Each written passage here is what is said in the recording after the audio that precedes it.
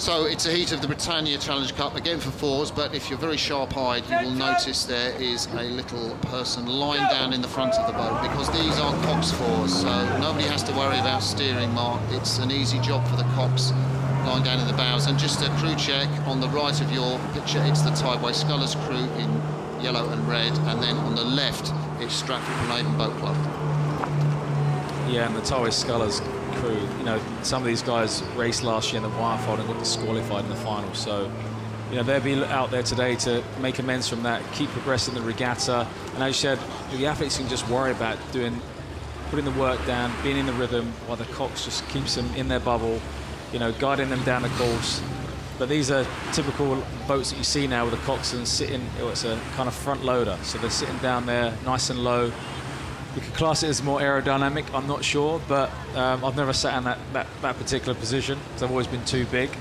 But, you know, it's a really important job, and as we've talked about before, you know, these coxes aren't just given this position, they have to earn it just as much as the athletes. So if you did see Tideway Scullers being led by the crew from Stratford-upon-Avon briefly, we now pick up the race past the halfway point, and the Tideway Scullers crew have moved into a significant lead, a clear water lead over the men from Stratford-upon-Avon. If we get a look at that Stratford-upon-Avon crew, we will see in the stroke seat James Rowe, who was one of Britain's Paralympic heroes in 2012, stroking the mixed coxed four to a Paralympic gold in the noisy banks of spectators ahead of the German crew. But James Rowe will not, it looks like at the moment, be progressing further in this regatta. There are the crew from Stratford here for the first time in over 20 years. And as the camera zooms in, the man on the left of your picture, that is James Rowe,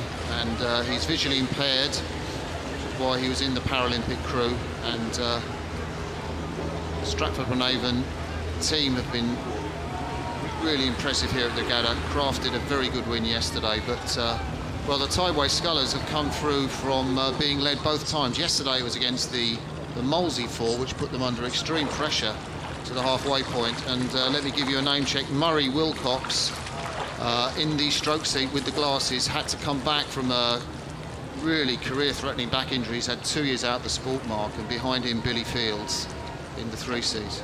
That's a really challenging thing to come back from, because you know, you get fit and healthy, you get back in the boat, but then in the back of your mind there's always that little doubt, you know, is it going to happen again? But as you can see, he's enjoying racing today, and you know, they won't, as they go through the regatta, they won't want to get left behind in the early stages. They'll want to try and make a mark, but they will be growing confidence from that no matter where they are in the race, they're able to come through and win. So that's also a confidence boost as they progress into the following round. Yeah, and just talking to the coach of the Tideway Scullers, let's just give you a check as to who you're watching. It's the Tideway Scullers crew in yellow and red from London, just in the foreground there, and behind them the crew from Stratford-upon-Avon. But this Scullers crew, coached by Tom Gale, Mark, I was chatting to him, I said, what's your average ergometer score? Of course, the 2,000 metre test, he knew what I meant, and he said, you know, it's over 610.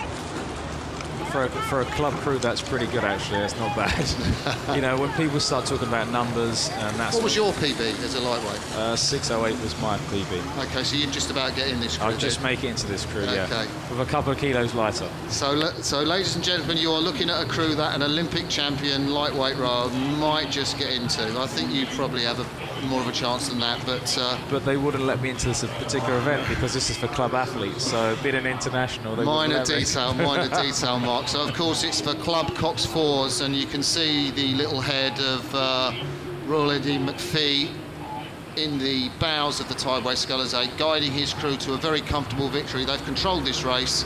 They were led off the start by a very bright and breezy effort from the Stratford-upon-Avon Boat Club men, led by, of course, James Rowe in the stroke seat, the Paralympic 2012 champion. But Tom Gale is going to be very pleased watching this, that his men look so under control now. And this is always a difficult position for a coxswain, because as an athlete, when you're in front, you can see all the other crews behind you. But when you're a coxswain in front like this, you can't see anything, because peripheral vision can't go around the back of your head to see the boat that's behind you. So he has to rely on the crew now, informing him how far they're in front. So the communication, once you're in front, has to be going back and forth between the athletes and coxswain. So as we come up to this familiar finish shot at the floating grandstand, and the coxswain, Riley McPhee of Tideway Scullers, they cross the line, a comfortable victory over Stratford-upon-Avon. Boat Club, it's time for me to say goodbye and thank you from today's commentary and pass you over to a very famous coxswain, Gary Herbert. I just hope he can see what he's doing, Mark, as he takes over the headphones from me. So goodbye from me, and hello, Gary.